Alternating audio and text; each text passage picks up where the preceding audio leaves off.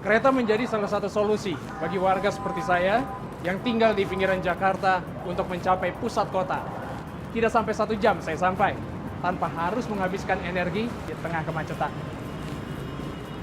Zizi, Tommy ini udah lama? dia. Enggak sih, baru cuma tadi agak macet aja sedikit di jalan. Iya, saya pasti yakin kamu nggak nunggu lama. Saya naik kereta soalnya, jadi cepet Iya, sampai. nggak macet. Kita langsung Yaudah, aja. Yuk pergi. Yuk.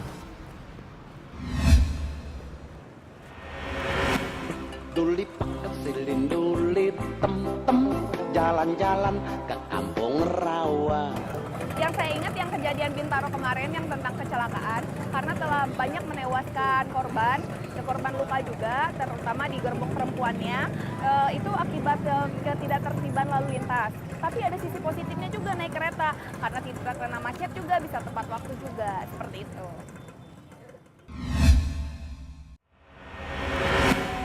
Tragedi Bintaro 2, begitulah julukan yang diberikan oleh warga saat kereta komuter lain bertabrakan dengan mobil truk tangki BBM.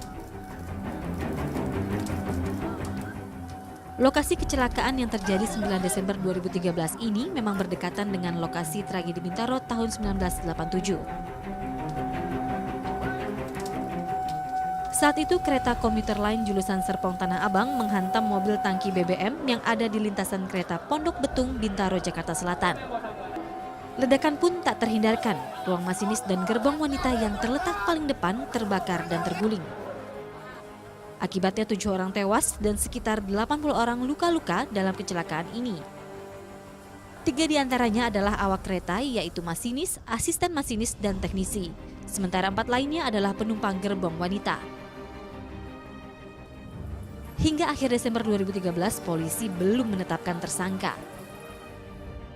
Pintu perlintasan kereta Pondok Betung merupakan salah satu lokasi persimpangan kereta yang semraut. Dan situasi pintu perlintasan kereta yang seperti ini banyak ditemui di mana-mana. Diduga hal ini pula yang menjadi salah satu penyebab kecelakaan. Karena itulah penertiban lintasan kereta sebidang akan digalakan kembali. Dengan masih banyaknya hunian-hunian, pasar, aktivitas masyarakat intinya, yang ada di dalam Rumaja ini wajib kita tertibkan, akan kita tertibkan dan sudah sebenarnya ya, kemarin sudah. Hanya masalahnya ketika kita sudah tertibkan kembali lagi. Solusi lain yang sedang digodok adalah pembangunan jalan layang atau terowongan di perlintasan kereta sebidang. Di tengah kota Jakarta langsung ataupun yang Circle Line itu kita akan percepat pembangunan kereta api layangnya. Ya, yang di tengah sekali lagi kereta api layang dan itu sudah menghilangkan banyak sekali lintasan-lintasan yang seharusnya ada di tengah kota. Meski begitu, pengamat transportasi menilai sistem keamanan dan keselamatan penumpang kereta api kini sudah relatif baik dibanding tahun-tahun sebelumnya. Pada kereta api dalam kota atau Jabodetabek, hal ini terindikasi oleh ketiadaan penumpang yang duduk di atap gerbong. Di samping itu, kini masinis kereta api tidak akan membiarkan kereta melaju dengan pintu yang masih dalam keadaan terbuka.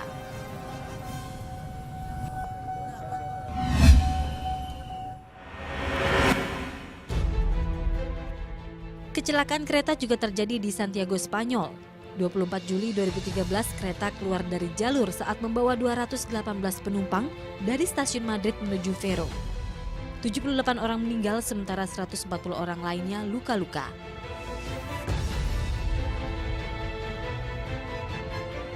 Dari hasil penyelidikan terungkap, kereta saat itu melaju dengan kecepatan 192 km per jam dan hanya dilambatkan sampai kecepatan 153 km per jam. Padahal saat melewati tikungan, batas kecepatannya adalah 80 km per jam. Saat itu sang masinis juga tengah menerima panggilan telepon dari perusahaan kereta api tempat ia bekerja.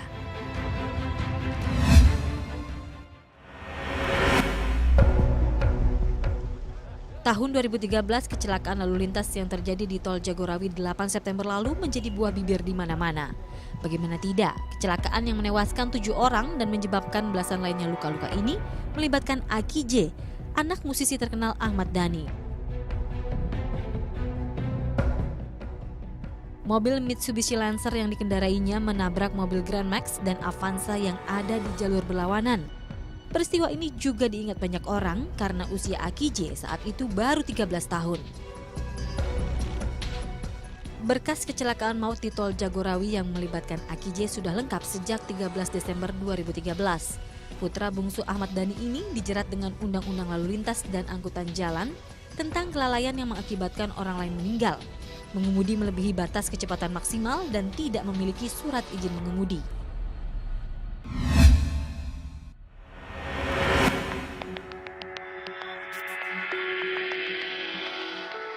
Di penghujung tahun 2013, tepatnya pada 28 Desember, 18 orang tewas akibat kecelakaan di Jalan Raya Curah Tulis, Kecamatan Tongas, Probolinggo, Jawa Timur.